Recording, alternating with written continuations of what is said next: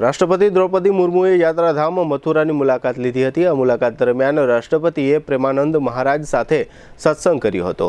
આ સત્સંગ દરમિયાન તેમણે 25 મિનિટ સુધી આધ્યાત્મિક ચર્ચાઓ કરી હતી। રાષ્ટ્રપતિ આજે શુક્રવારે સવારે 7 વાગ્યે વરસાદ વચ્ચે પ્રેમાનંદજીના આશ્રમમાં તેમના પરિવાર સાથે પહોંચ્યા હતા અને આ પ્રસંગે આશ્રમના સ્વયંસેવકોએ રાષ્ટ્રપતિનું સ્વાગત કર્યું હતું। આ પ્રસંગે રાષ્ટ્રપતિએ પ્રેમાનંદજીને નમન કર્યું ત્યારે પ્રેમાનંદજીએ રાધે રાધે બોલીને વળતો જવાબ આપ્યો હતો। રાષ્ટ્રપતિનું સ્વાગત આશ્રમના સ્વયંસેવકોએ માળા અને ઔપચારિક સ્કાર્ફથી કર્યું હતું। હાલ રાષ્ટ્રપતિ ઉત્તર પ્રદેશના 3 દિવસના પ્રવાસે છે। આવતીકાલે શનિવારે રાષ્ટ્રપતિ નીમ કરોલી બાબાના આશ્રમની મુલાકાત લેશે અને હનુમાનજીને પ્રાર્થના કરશે। ત્યારબાદ તેઓ પશ્ચિમ ઉત્તર પ્રદેશના સૌથી આધુનિક કેન્સર યુનિટનું ઉદ્ઘાટન કરવા માટે રામકૃષ્ણ મિશન હોસ્પિટલની મુલાકાત લેશે। આ તેમની મથુરાની બીજી મુલાકાત છે। તેઓ અગાઉ ગયા વર્ષે 25 સપ્ટેમ્બરે પણ ત્યાં ગયા હતા। નમસ્તે જામનગર। ગૌરવશાળી જામનગર મહાનગરપાલિકા આપના માટે લઈને આવ્યું છે એક સુવર્ણ તક। વ્યાજ રાહત યોજના 2026।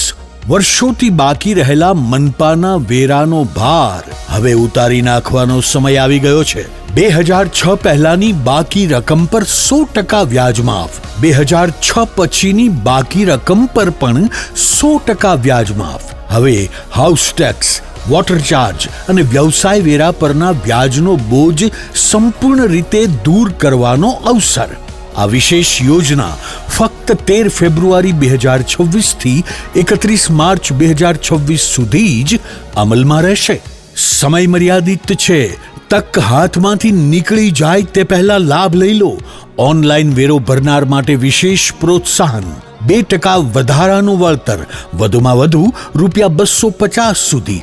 આ યોજના માત્ર રાહત નથી, આ છે એક તક વ્યાજના ભારણથી મુક્ત થવાની, રિકવરી અને મિલકત જપ્તીની કાર્યવાહીથી બચવાની અને નાગરિક તરીકે આપની જવાબદારી નિભાવવાની। વેરા ભરપાઈ કરવા માટેના સ્થળો નોંધી લેશો।